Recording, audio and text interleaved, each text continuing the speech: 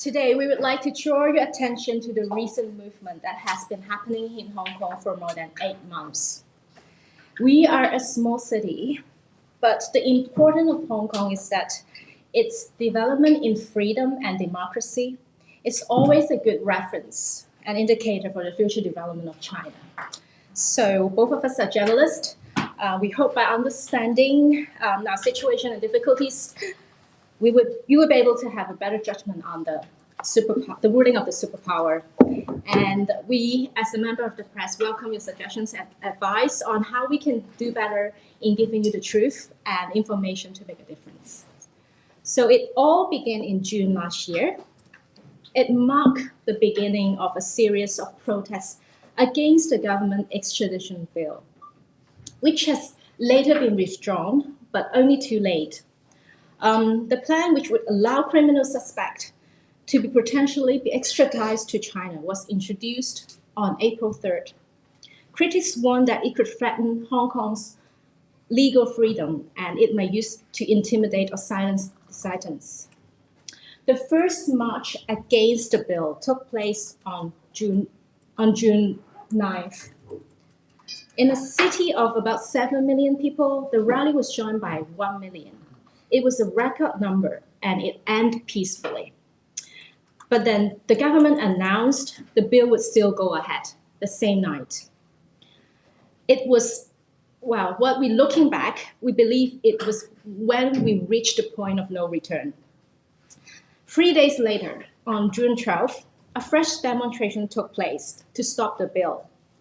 The police cracked it down really heavy-handedly with the use of tear gas and rubber bullets. The standoff developed into one of the worst violence in Hong Kong history had ever seen in decades. Many of the wounded and arrested people are young students. It sparked widespread outrage in the public. As the movement continued for almost 6 more months, the level of violence used by both the protesters and the police officers have been increasing. It was common for the demonstrators to stage street marches or gather just for violence and vandalisms such as blocking the traffic, throwing bricks, petrol bombs to the police and the stations. As for the police, they often respond by firing tear gas and other weapons. It evolved. The protests are no longer just about the extradition bill anymore.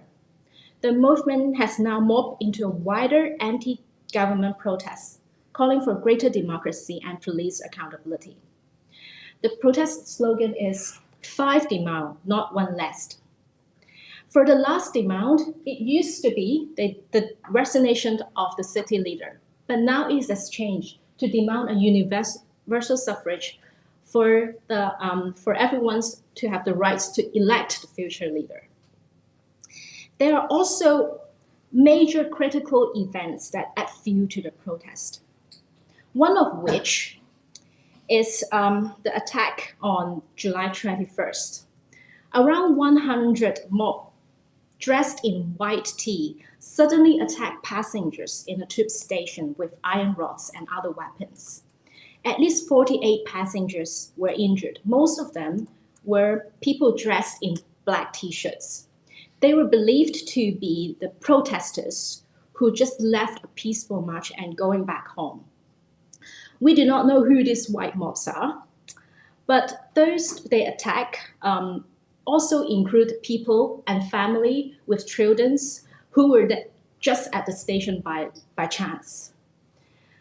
The question was, where was the police when everyone in Hong Kong witnessed this attack on live reports? They did not arrive until about half an hour later, when all the white mobs were gone. The public were outraged by the police action. This is a video on what happened that night.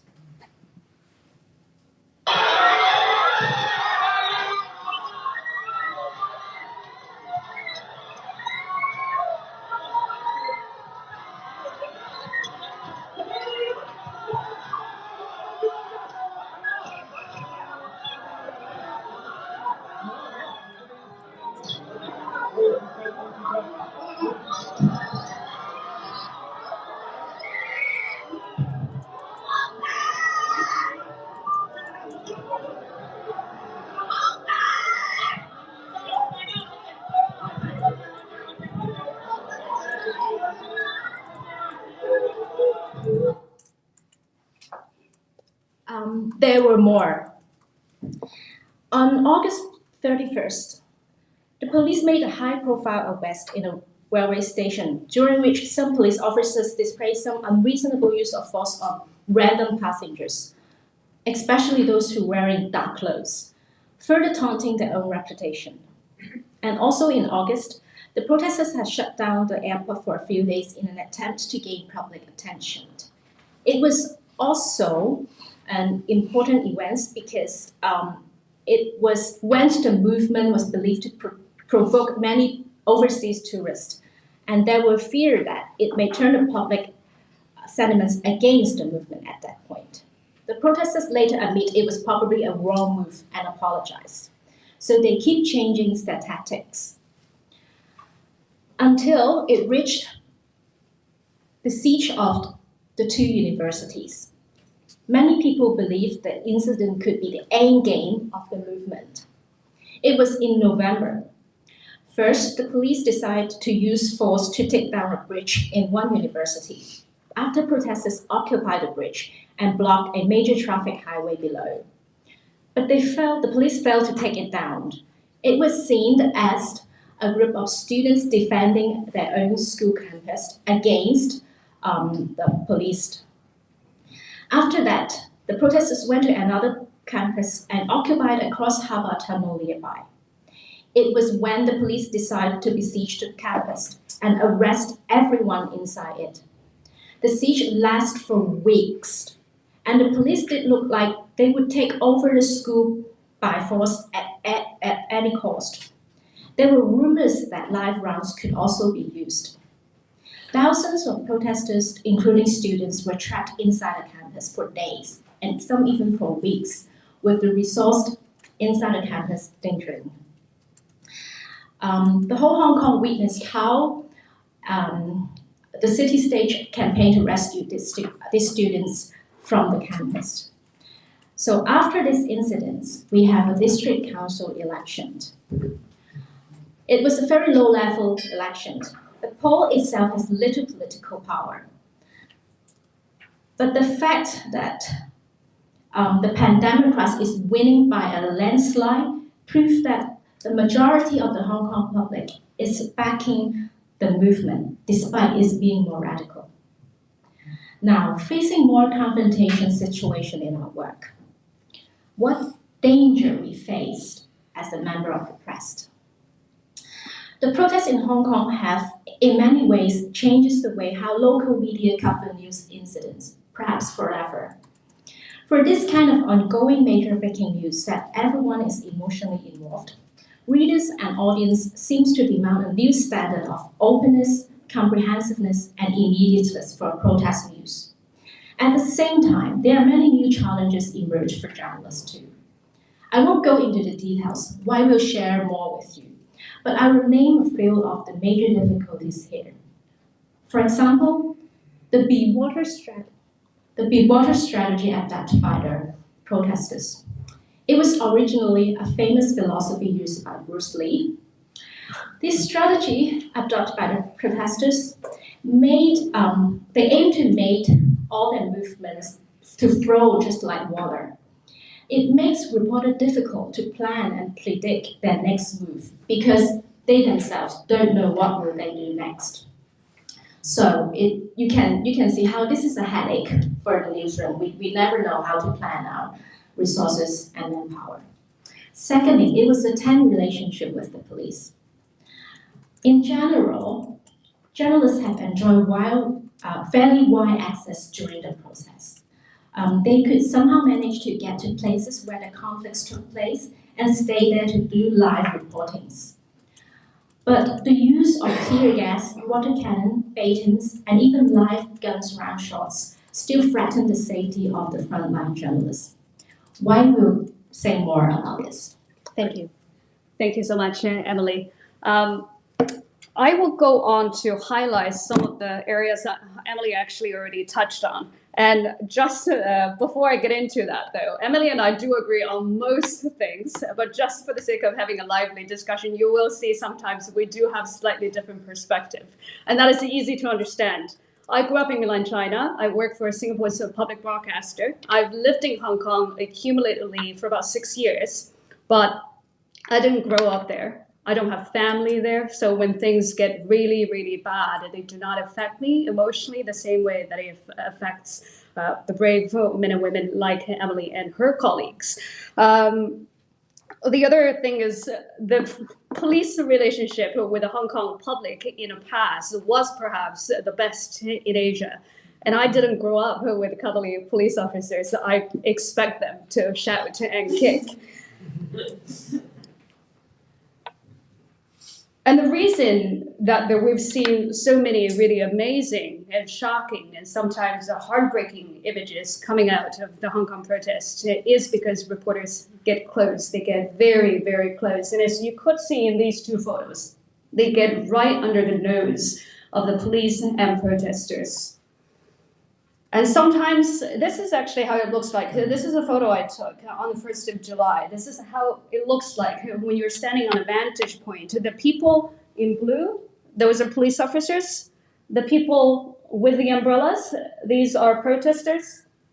And these people in the yellow vests, these are the cameramen, the photographer, the live streamers. They're standing in that narrow space between the two opposing camps, which is an incredibly dangerous place to be. Now, this issue actually came up for debate in Hong Kong quite frequently. The Foreign Correspondents Club actually held a workshop for freelance reporters, and they were specifically asked about what's the biggest mistake people could potentially make in covering the protest. And here is what the speaker said. His name is Steve O'Stephen. He's the head of security risk at the Wall Street Journal. He was a former British commando. I think he served 15 years. Our unit motto, the unsung unit motto, is run away, run away. That's all we do. And journalists should not. That's all we do. And journalists should not be armed, right? Right. Okay, thanks. Interesting question. Oh, sorry. Sorry. The situation, get out of there. Yes, are you really going to fight one of these guys with an iron bar as a juggle? Mike? What do you think the biggest mistakes that journalists make in these situations? Without being too controversial, I know you guys have got different demands from your own organisations, but getting in that space between the protesters and the security forces is an enormous mistake. I know that some of you think you have to be there. I'm sure that you have demands, but none of my people are going to be in that space. That's an enormous mistake. Okay. So the perpetual complaint from the police force about the media is obstruction, because their priority is to get the protesters off the streets, and they feel the reporters are right in front of them, slowing them down. And then they've basically decided, if I have to step over you to get to the other side, then be it. And as that dragged on, reporters were caught up in a pepper spray, in a tear gas, so sometimes rubber bullets, sponge bullets. And it got to a point the police will deliberately target reporters. As you could see in this photo, there really was no protesters left on the scene. The issue about where you should stand, I'm a bit ambivalent about this, because we were also told that specifically lesson 1 in hostile environment training is not to stand between two opposing camps because you get pelted by projectiles coming from both sides. But I also realized we have the luxury of not doing that because the local reporters are there. So we could just watch their live streaming and their footage. So Emily would like to speak a bit more about this from her perspective. Well, I'm not speaking on behalf of all local journalists, but we did being warned that not to stand in front of to stand in between the police and the protesters, and we tend to stick to that. But the situation in Hong Kong is very unique. We have very narrow streets. Even for us locals, we know the street by heart. It's still very difficult to find a vantage point in everywhere to overlook the conflicts. This is number one. And secondly, like I mentioned before, the be water strategy means that the protesters are really fast. They keep changing the strategy and the situation. And for journalists who really stayed at the front line, we have to be physically fit and really quick on feet to be able to follow them and see what happens. So it ended up, sadly, sometimes we caught in between the police and the protesters, and sadly it results in some conflicts between the member of the press and the police as well, because they feel that we're always blocking the way and they feel we're doing it intentionally. Thirdly is that we are seeing a surge in the number of citizen journalists due to the live streaming technology. For example, Facebook Live, people would just call them journalists, but in fact they own a Facebook fan page and they decide to do a live reports on the news. So they would just put on the press vest without any trainings and stay with the member of the press. So in any major conflicts, there are a few dozens of reporters wearing vests and with the press pass on their necks, standing in the street. In such a narrow street, such as Hong Kong, it's really difficult for the space to fit everyone. Professional journalists, they might be able to determine when they put a stop, but for citizen journalists, there's really no room for them. So for white. Thank you. The competition point is very important because it's a fiercely competitive industry in Hong Kong, and this is one area I do feel the media owners have a responsibility to come together and decide whether your employees should be there, how many of them should be there at the same time. So we usually do stand on a bridge because you can see much of what's going on, and if the crowd moves, you don't get caught up in between. But things in Hong Kong develop very, very quickly, so sometimes that doesn't work, as seen in here. That's me. I was standing on a bridge, except the bridge, I was waiting for a live shot, except the bridge leads to a train station that was occupied by protesters, and the police decided that everybody just have to go inside. So they were coming onto the bridge to chase people. It's a very dramatic photo. I'm happy to report actually nothing bad happened. It actually happened in such a split second. It didn't quite register on my mind until I got home 3 o'clock in the morning and saw the tweet. So I sent out a tweet to clarify. There were a few reasons, in retrospect, I thought it was quite a lucky escape, partly because I usually speak English when I'm reporting Hong Kong, so immediately I was not seen as a participant of the protest. And also this happened in August when the police was still fairly disciplined. They could still control their own emotions. Just actually slightly over a month later, a very similar incident as something terribly tragic happened there.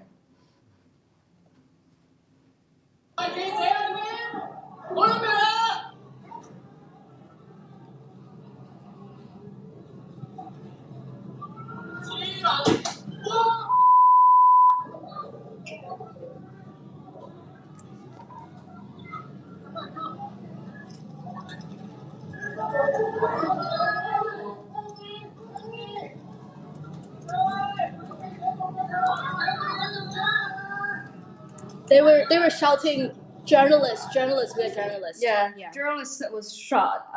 The reporter who was shot, her name is Vebi Mega. She works for an Indonesian newspaper. She had been based in Hong Kong for a while. The rubber bullet went through her goggles and blinded her. She ended up losing an eye. What happened there was the reporters were on a bridge. Police come up to the bridge. They shouted, "We're reporters." Police retreated. There was one protester. It's the man who was in a raincoat, ran from behind the reporters and motioned towards the police. And somebody was very jittery and very trigger happy, so fired a shot. That happened. That was unacceptable. And what was more unacceptable was this happened in September. Until now, the police says they do not know which officer fired the shot. They're refusing to give out a name. I think what's angering the people of Hong Kong even more than what's happened on the ground was this absolute refusal by the police to be held accountable for anything they do. So how do the media fight back? It's been an interesting evolution. This is a photo from June, very early on in a protest, when reporters first started complaining about police conduct. So local reporters decided to show up at the press conference wearing their vests and helmets and goggles. And the police let it go on. The press conference did go on. Nothing changed. There was a silent march by reporters to defend press freedom. Again, not much changed afterwards. Which I was there. There were frequent statements from the local Journalists Association and the Foreign Correspondents Club condemning the police. And eventually, it culminated in this.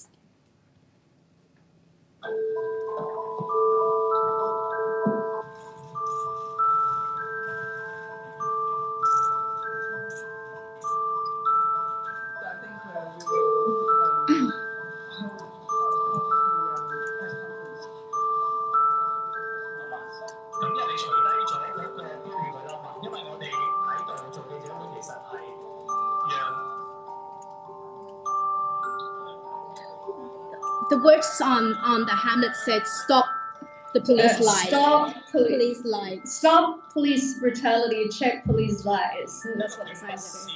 並不是一個示威嘅地方嚟嘅，大家要知道。嚟到大家記者會，因為記者會嘅時候，我哋想有啲資訊俾大家知道，並不是喺度展示一啲咁嘅標語，去表達你嘅自己。So that police conference was canceled. When I saw that, I wasn't there that day. My first reaction was the police was quite thin-skinned, because in the past, if you protest, they asked you to sit down. The press conference would continue. They were quite thin-skinned that day. They decided not to do that. But I also felt a little uneasy for two reasons. One concerns fairness. Now, we have a responsibility to call the police out on their lies, and they do say very incredible things at the press conference. And I think we have a responsibility to ask follow-up questions and really try to pin them down. But I think it's quite another thing before they speak to hold out slogans accusing them of liars, sort of preempting what they will speak. The other concern, and it's perhaps my bigger concern, is Hong Kong is an incredibly divided city. Despite the election being a landslide towards the pro-democracy camp, they won 80% of the seats, but because of its first-past-the-post system, if you look at the popular vote, 40% of the city's population still voted for pro-government, pro-Beijing, and very strongly pro-police parties. These are the people who are getting their news from the Chinese state propaganda machines simply because they don't trust what the free press is reporting. And that press conference being live streamed on TV, I'm mindful of what kind of message we're sending to a minority, a not small minority, and a minority that increasingly feels embittered. Emily would say something, her perspective, talk a little bit about her perspective on this. Well, I wasn't involved in the press conference protest, but I was aware of why the local media would do it, and I was aware of the argument. Basically, the members of Hong Kong agree they have a right to stage a protest, and they felt the police were really disrespectful to the press, preventing them from doing the job. Firstly, in this press conference, in which the police has been staging, have been holding press conference every day at a point, every day at 4:30. And for the media who've been attending this press conference, they feel the police are only using them to release their own side of story.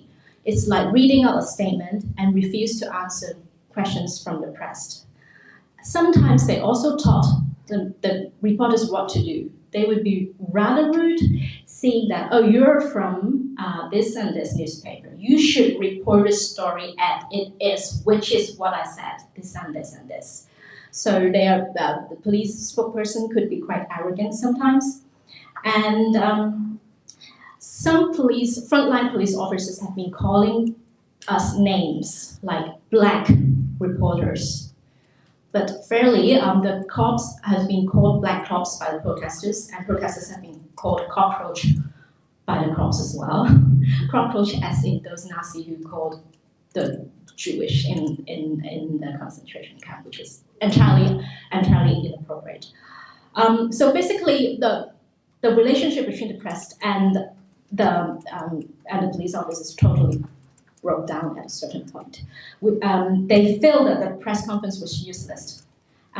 They have many other platforms to release that information, and the press would refuse to be used as the pretense of trying to pretend to be respectful of the public rights to information.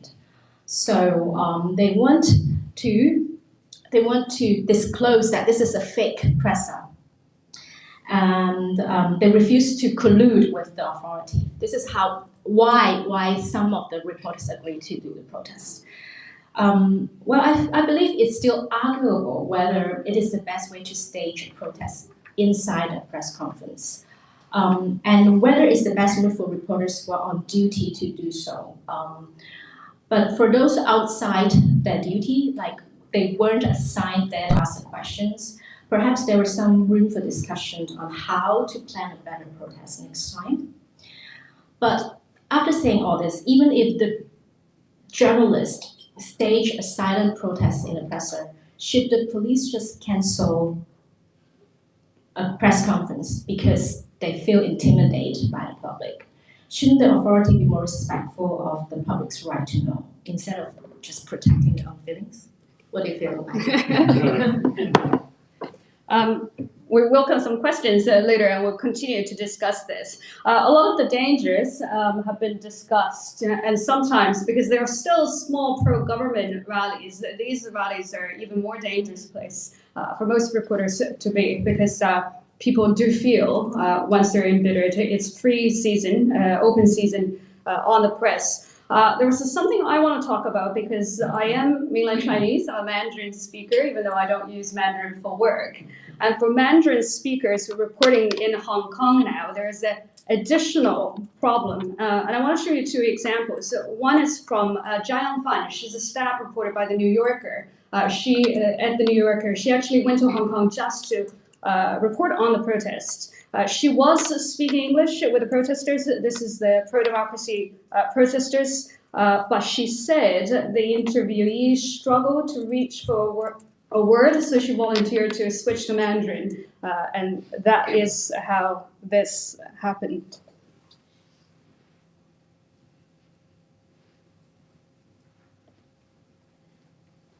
Oh, media could not be played. Ask for the name card.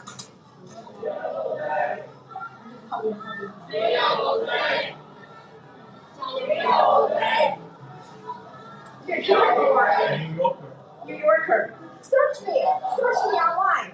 I've written about 何韵诗, you know her? I've written about umbrella movement. The funny thing is that you didn't ask me about what the issue is. But I'm asking why you're so. I'm asking. That's a very interesting and very surprising point. No, I don't think it is. If you stop me and ask for my card, I have a right to ask why. If your identity is for sure from New Yorker, it's okay. It's okay. Thank you. Okay, thank you.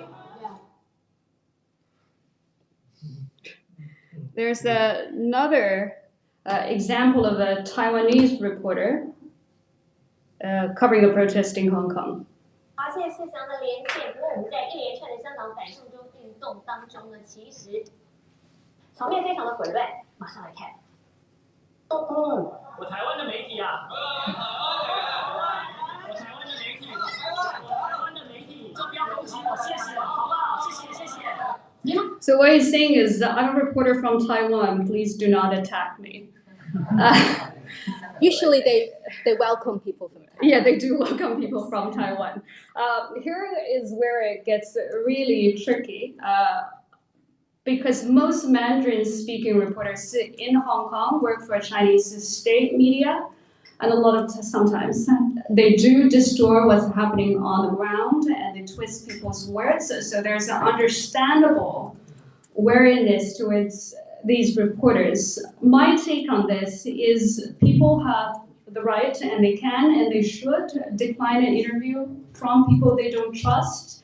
But if it's an open event, it's a protest on a street, then they, as much as we do have the right to be there, and anything short of trying to make them feel uncomfortable, trying to make them feel threatened is harassment, and we should just call it that.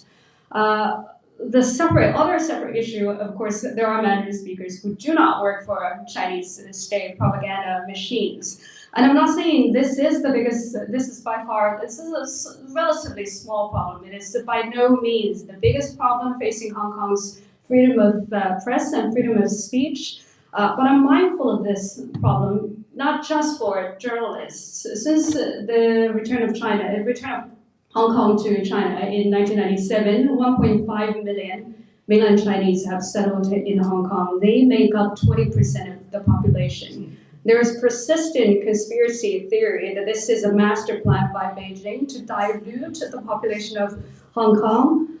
My understanding, the reality is actually much more mundane. About 1 million of these people are very poor mainland Chinese women who married very poor Hong Kong men, simply because these men couldn't find a spouse in Hong Kong. And these are the people who live in public housing. These are the people who go to public hospitals. If we don't protect them when we still can, what will happen to these people when people have a choice of to leave?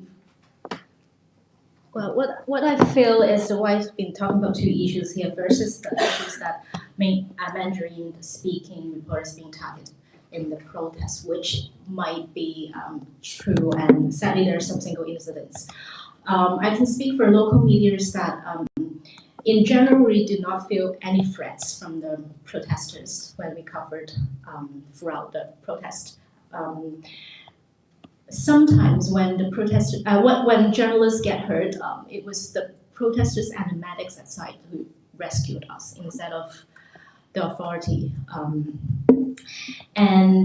I could also say that when the local media reports government supporting camps in other protests, actually, like other than all these actions, there's also small scale protests organized by the pro-government camps to show support to Beijing.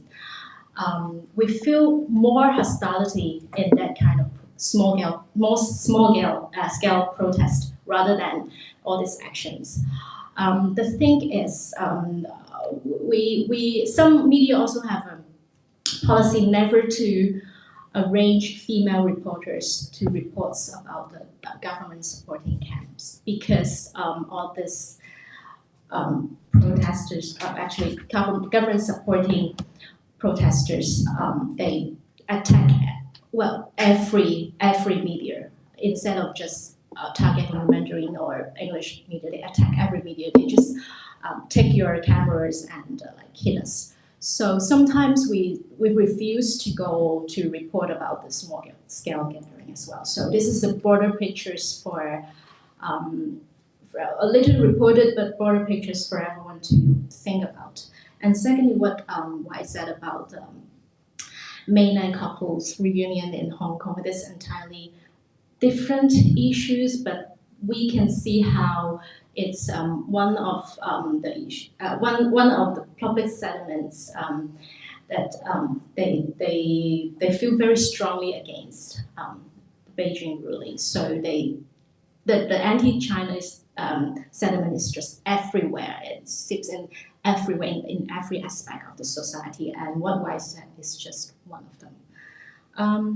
So what can the organization do to protect journalists in this very polarized political environment and more hostile situation? Do you have anything to share? No, should we have Um, questions? And this is where we want everyone to give us some feedbacks. And questions are welcome. So This is basically, we're done. Basically, Any this is the questions? end of